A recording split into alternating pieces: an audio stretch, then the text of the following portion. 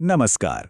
आज हम एक बहुत ही शक्तिशाली भक्ति भजन के पीछे की भावनाओं और उसकी आध्यात्मिक यात्रा को समझने की कोशिश करेंगे। देखिए, ये सिर्फ एक गीत नहीं है, ये तो उम्मीद, निराशा और फिर अटूट विश्वास की एक पूरी कहानी है। तो चलिए, इसमें जरा गहराई से उतरते हैं। भजन की शुरुआत ही इसी एक लाइन से होती है, जो दिल को छू जाती है। ये कोई सवाल नहीं है, ये एक चीख है, एक ऐसी आत्मा की आवाज़ जो पूरी तरह खो चुकी है और उसे बाहर निकलने का कोई रास्ता नहीं दिख रहा। यहीं से हमारा ये सफ़र शुरू होता है। तो भक्त की असल हालत क्या है? गीत की जो शुरुआती पंक्तियां हैं ना, वो हमें सीधा उसके मन के अंधेरे में ले जाती हैं। एक ऐसी जगह जहां चारों तरफ सिर्फ निराशा और बेबसी है। और यहाँ पर जो शब्द इस्तेमाल हुए हैं ना, वो बहुत गहरे हैं। अंधेरों की नगरी, ये कोई असली शहर नहीं, ये तो मन की हालत है। भक्त कह रहा है कि उसका हौसला अब टूट रहा है, उसे तूफानों ने घेर लिया है और कोई राह नजर ना आवे। मतलब एक ऐसी तस्वीर बनती है जैसे कोई इंसान बस टूटने ही वाला है। और फिर यहाँ भक्त सीधे सीधे मदद मांगता है। ये कोई आम प्रार्थना नहीं है, ये तो एक खोए हुए बच्चे की तरह है जो पुकार रहा है कि कोई आकर रास्ता दिखाए। पार लगाना का मतलब सिर्फ मदद करना नहीं होता, इसका मतलब है इस अंधेरे से पूरी तरह बाहर निकाल लेना। यहीं से भजन का रुख थोड़ा बदलता है। इतनी घोर निराशा के बीच भक्त एक बहुत ही खास नाम पुकारता है, एक ऐसा नाम जो उम्मीद की एक किरण जैसा है। चलिए देखते हैं कि ये नाम कहानी को आगे कैसे बढ़ाता है। भजन में बार बार ये नाम आता है, 3 बाण के धारी। पर इसका मतलब क्या है? ये सिर्फ एक नाम से कहीं ज्यादा है।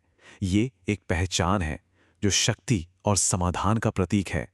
तो 3 बाण के धारी का सीधा सा मतलब है 3 बाणों को धारण करने वाले। और जब भजन में ये नाम पुकारा जाता है ना, तो ये एक सीधी अपील है। भक्त मानो कह रहा हो, मुझे पता है आपके पास इन दुखों को खत्म करने की शक्ति है, बस अब उसका इस्तेमाल कीजिए। ये डिवाइन हेल्प के लिए एक सीधी गुहार है। लेकिन सवाल यह है कि भक्त को इतना दर्द हो क्यों रहा है? ये कोई काल्पनिक पीड़ा नहीं है, बल्कि दुनिया के दिए हुए असली जख्म हैं जो उसे तड़पा रहे हैं। और ये दर्द ना बहुत ही पर्सनल है। सबसे पहला आता है अकेलेपन का एहसास। किसको रिश्ते गिनवाऊं, मतलब कोई अपना है ही नहीं जिससे दिल की बात कही जा सके। फिर आता है दुनिया से मिले धोखे का दर्द। क्या जख्म दिए जग ने। ये वो चोटें हैं जो दूसरों ने दी हैं, और अब कोई ऐसा भी नहीं है जो इन घावों को समझ सके। और आखिरकार ये भावना अपने चरम पर पहुंच जाती है। अनजानी नगरी में सब अनजाने लगते हैं।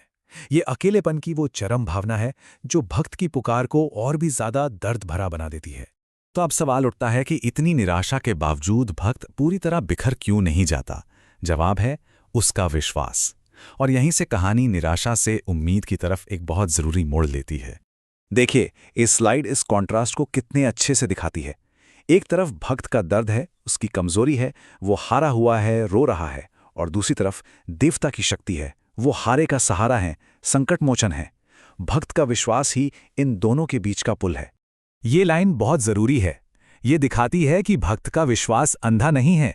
ये सुनी सुनाई बातों पर, कहानियों पर और देवता की प्रतिष्ठा पर आधारित है। ये एक कलेक्टिव बिलीफ है कि सिर्फ उनका नाम लेने से ही सारे संकट दूर हो जाते हैं। और अब हम भजन के आखिरी हिस्से में पहुंचते हैं, जहां प्रार्थना का जो टोन है ना, वो पूरी तरह से बदल जाता है। ये अब सिर्फ मदद के लिए एक गुहार नहीं है, बल्कि उससे भी कहीं ज्यादा गहरा कुछ है। ये जो इमोशनल शिफ्ट है ना, यही इस भजन का दिल है। अब जल्दी आओ ना की गुहार एक पक्के विश्वास में बदल जाती है। ये एक सफर है, उम्मीद से निश्चितता तक का। और ये पंक्तियां, ये तो विश्वास का अल्टीमेट डिक्लेरेशन है। यहां भक्त दुनिया के सारे डाउट्स को चैलेंज कर रहा है।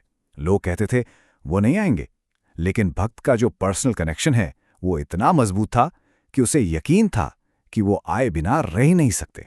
तो आखिर में ये भजन हमें एक बहुत ही दिलचस्प सवाल पे ला के छोड़ देता है। क्या ये सिर्फ मदद के लिए लगाई गई एक गुहार है, या फिर ये उस अटूट विश्वास का जश्न है जो ये कहता है कि जब भरोसा सच्चा हो ना, तो मदद रास्ते में होती ही है? सोचने वाली बात है ना?